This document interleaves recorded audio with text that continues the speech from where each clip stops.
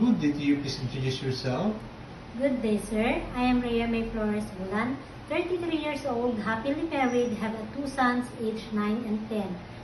I live in Ilagan, Isabela, and I have 4 sisters and 2 brothers. I am college level, taking Bachelor of Education, Elementary Education. Okay. Can you tell me your work experience? I work in Hong Kong for 1 year and 2 months, taking care of a baby with a couple, cooking, marketing, cleaning, car washing, washing and ironing their clothes, Okay. and taking care of pets. Okay. In your previous employer, how would you take care of the children, especially when sick? If the baby is sick, I will tell first my employer and then check her temperature. Okay. How would you describe yourself?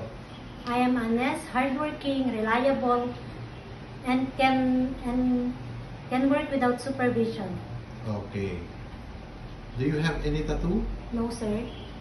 Do you have surgery or serious sickness before? No, sir. Do you have an allergy to certain food? No, sir.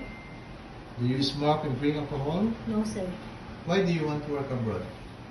First thing is for my family, especially for my children, and to help and to have a stable income in the future.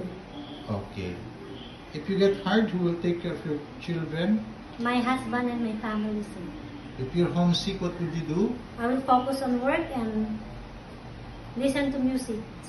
Okay. What time do you usually sleep and wake up when you were working? I usually sleep at 10 p.m. and wake up at 5 a.m. Okay.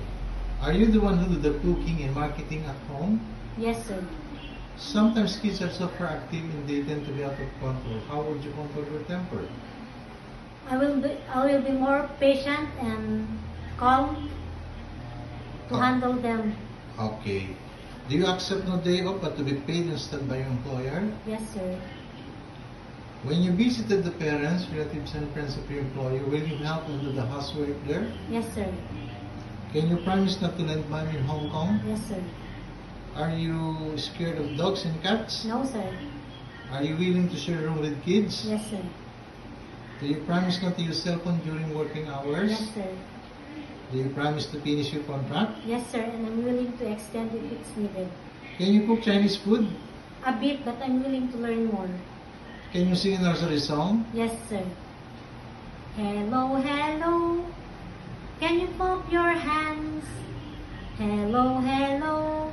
Can you clap your hands? Can you stretch up high? Can you touch your toes? Can you turn around? Can you say hello? Okay. What is your message to your future employer? Good day, ma'am and sir.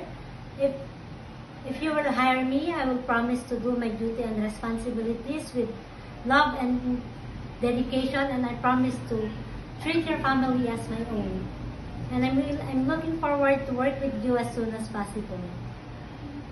Okay.